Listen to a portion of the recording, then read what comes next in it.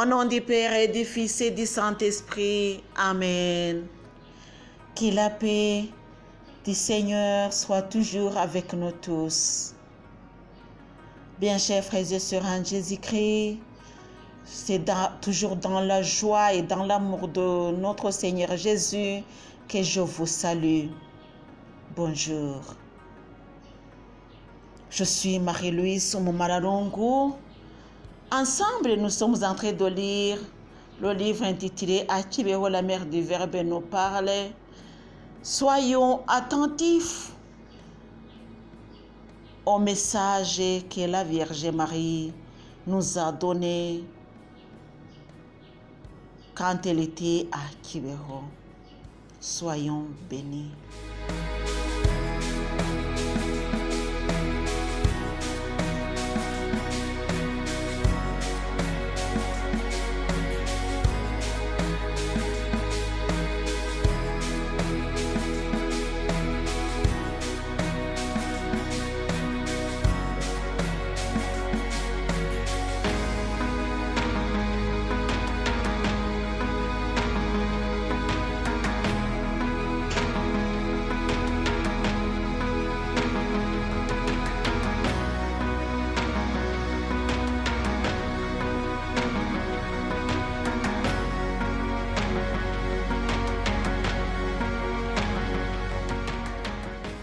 Mes chers frères et sœurs en Jésus-Christ, aujourd'hui nous allons commencer par le message du 17 juillet 1982.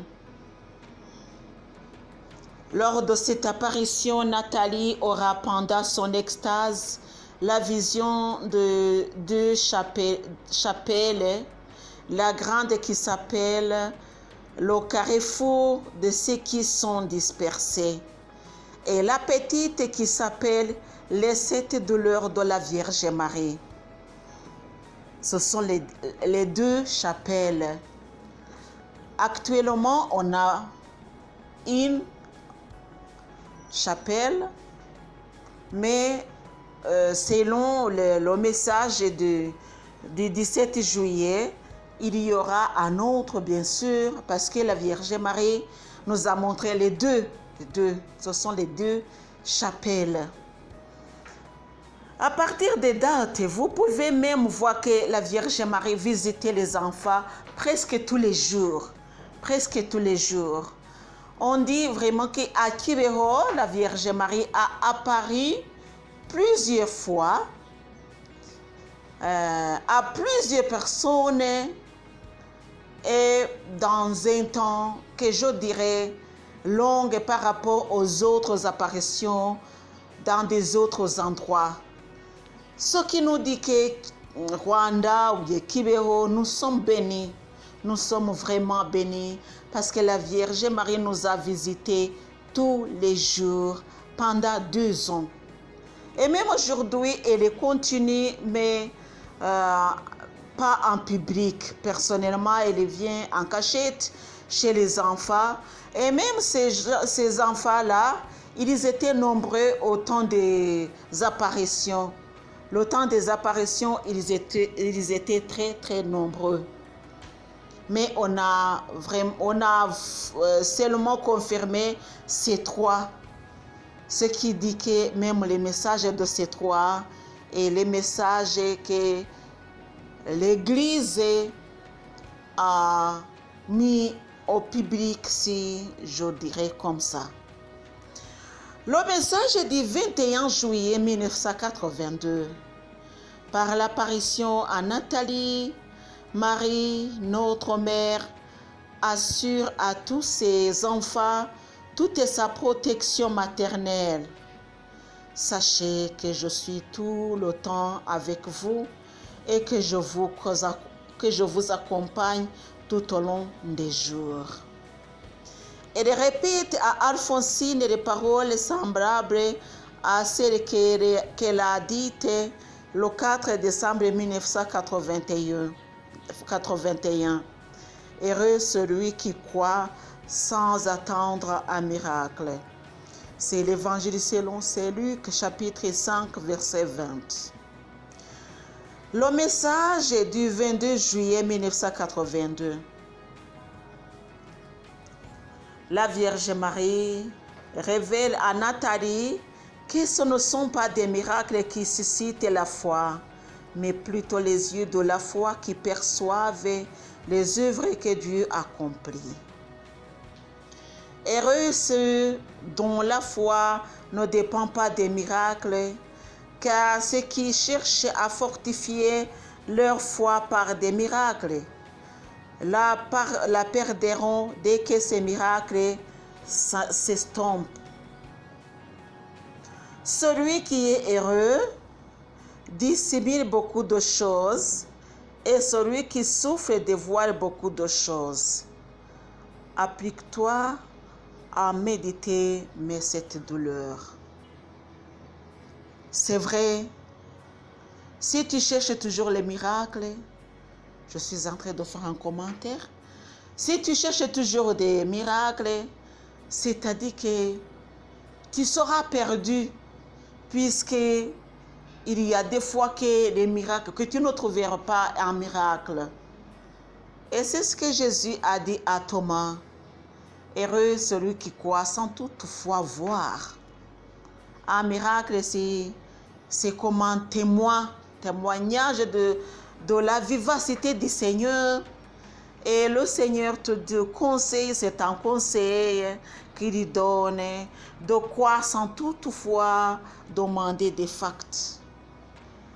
Mes chers frères et sœurs en Jésus-Christ, c'est le message qui nous est destiné. Alléluia.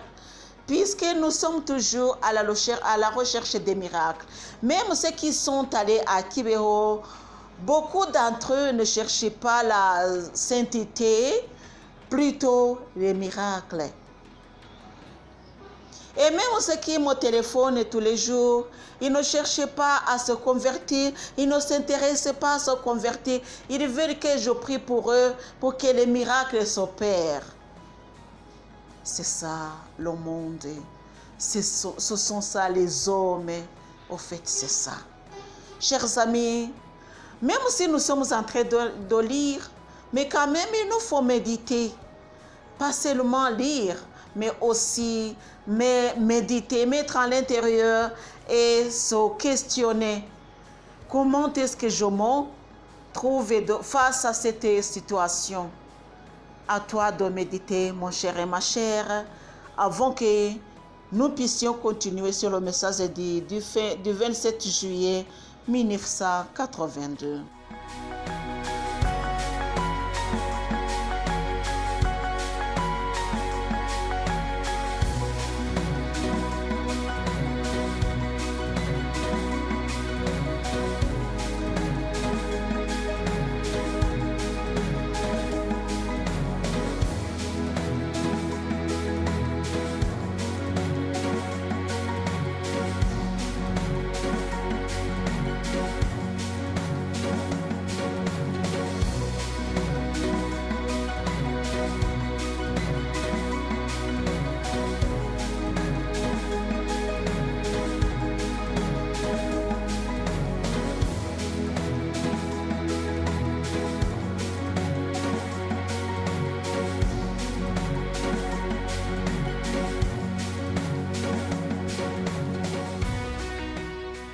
Le message du 27 juillet 1982. Marie dit à Nathalie qu'il faut unir ses souffrances à la souffrance de rédemptrice du Christ et elle déclare: mon enfant, ne te sépare pas de la croix, car moi-même je suis passé dans la voie de la souffrance. J'ai beaucoup souffert et celui qui veut être comme moi doit accepter tout ce qui m'est arrivé. C'est aussi selon l'évangile. Jésus nous a dit, là où il a passé, c'est là où nous devons aussi passer par. Chers amis, il ne faut pas se séparer de la croix du Seigneur, de la souffrance. Chaque chrétien doit souffrir. Le message du 3 août 1982. La mère du Verbe s'est plainte de notre indifférence en disant à Nathalie: Je vous montre, mais vous ne voyez pas. Je vous parle et vous ne m'écoutez pas. Je vous relève et vous restez assis. Je vous appelle et vous ne répondez pas. C'est ça. C'est le monde qui nous engloutit. Mes chers frères et sœurs, en Jésus-Christ, la Vierge parle, nous n'écoutons pas.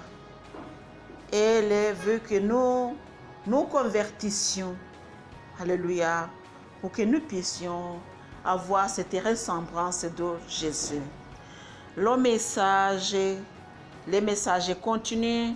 On voit que nous avons de petits messages, pas parce que la Vierge Marie n'a pas vraiment parlé, mais parce que ceux qui écrivaient ou bien ceux qui faisaient attention n'étaient pas là.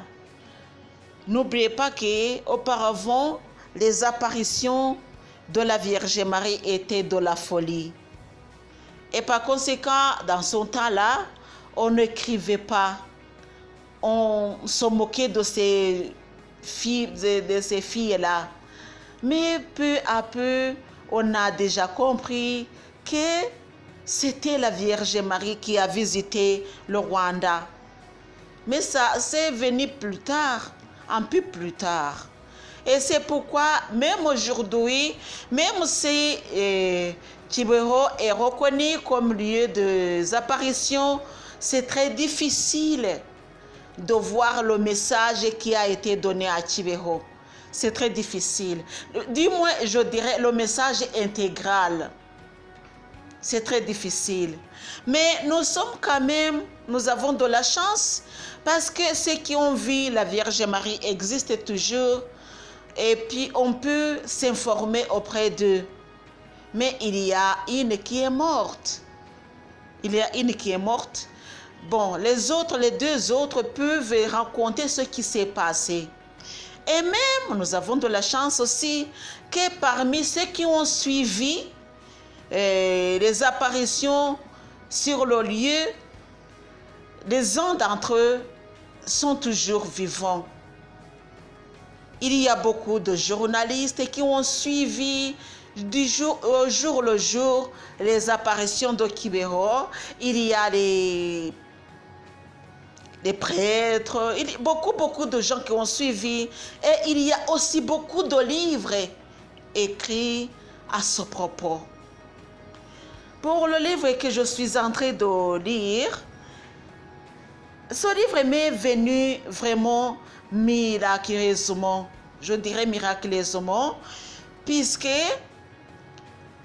on était en train de parler de Kibeho dans la langue de Kinyarwanda, c'était dans les audios en Kinyarwanda, et quelqu'un de l'Amérique m'a dit qu'elle a reçu miraculeusement un livre, sur le livre est écrit Kibeho. Pour elle, elle ne savait pas le français. Elle m'a dit, je veux t'envoyer cet livre pour que tu puisses enseigner ou bien je ne sais quoi. Mais pour moi, je ne peux rien faire avec ce livre puisque je ne parlais pas le français. Elle m'a envoyé ce livre de l'Amérique et puis le livre m'est arrivé. J'ai gardé ce livre il y a à peu près deux ans que je gardais le livre. Je ne savais pas pourquoi. Mais le temps est celui-ci que je suis en train de lire le livre. C'est ce qui dit que le message nous parviendra. Peu importe les circonstances, peu importe là où il va passer par, mais il nous parviendra. Alléluia. Oui, en français, vous ne savez pas, peut-être, je suppose que vous ne savez pas, vous n'avez pas entendu parler de Kibeho. Mais avec ce message, pour ceux qui suivent, bien sûr, avec ce message, vous connaissez beaucoup sur Kibeho. Kibeho est un lieu saint. Mes chers frères et sœurs en Jésus-Christ, très récemment, j'étais à Tibero, j'ai prié pour vous. Là-bas, on reçoit beaucoup de grâce. Qu'on connaît ou qu'on sait, qu'on ne sait pas, on reçoit beaucoup. Quand on arrive là-bas, on sent vraiment la présence d'un être qui, bon, invisible, mais on sent que c'est un lieu différent des autres lieux. Oui, c'est ce que j'ai remarqué quand on arrive à Tibero. Je vous invite, vous tous, pour ceux qui sont capables, bien sûr, de visiter le lieu et vous verrez beaucoup. Que ce soit des miracles, que ce soit des grâces, vous recevrez beaucoup. Que le Seigneur Jésus vous bénisse. Au nom du Père et du Fils et du Saint-Esprit. Amen.